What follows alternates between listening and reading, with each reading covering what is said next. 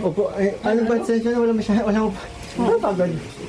Pagkabayad ko ng sa water district, tapos nagdiretso ako. Kasi may, naghiwalay kami ng, kasi ako may lakad Landas. din ako. Oo.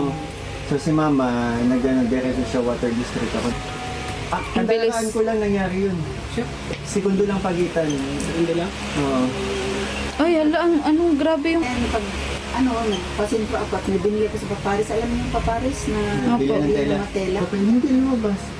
Si mama mo yata nakita ko duguan sa central accident yata. Panic na ako.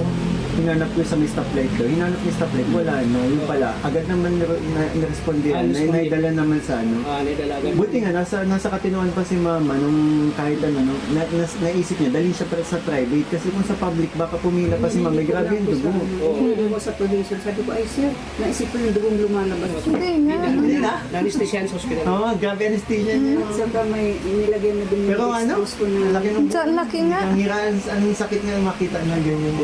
Lalo na nung sumugod ako sa emergency room, nanigas ako nung makita ko si mama.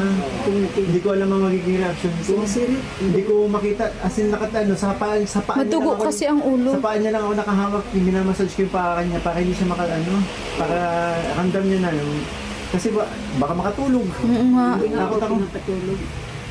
Tapos hindi ko alam ang gagawin ko. No, nakamotor lang kasi ako. So, hindi ko alam ang gagawin ko. Sobrang bilis na ng patakbo ko. Kasi siyempre, alam mo naman, di ba? Binubusinahan ako ng mga ibang sasakyan kasi nasingit ako ng singit. Wala akong pakialam. Basta ang mapuntahan ko si mama. Malakas talaga kutob ko na si mama yung tinutukoy kasi umalis si mama ng bahay. Kala niya nasagasaan ako sa Ang pagkakaintindi ko, nasagasaan si mama, so doon talaga ako nagano.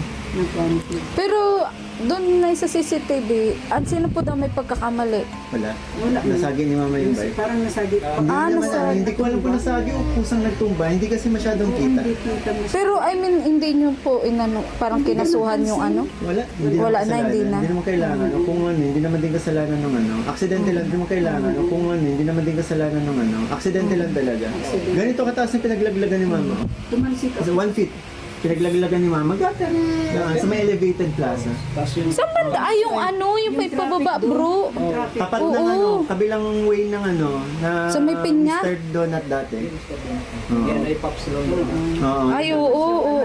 Jollibee Luma. Yung pedestrian Ah, doon siya nahulog? Andun sa may sanglaan ba ganyan? Oo. Doon nakapark yung Sa sa nalaglag may si kaya mama. nagluto nung dati. Ay, yun yata meron ka din. Ang pinakaano pa nito, mabigat kasi yung dala ni mamang bag.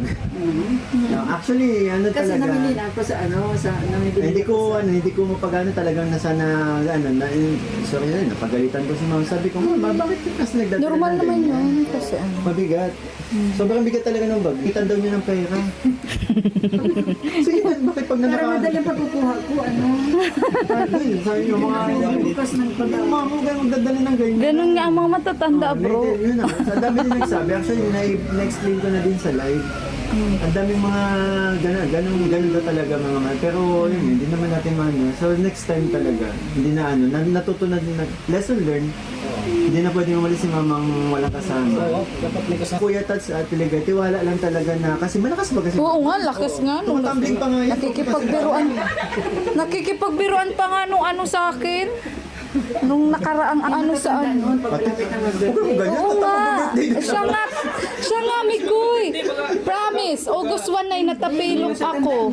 Tapos August to birthday. Layas. Ganun daw. Di ba, Nay? Nag-donation kami, parang hindi mag-lolo yun. Matagal pa sa'yo, bro. November pa.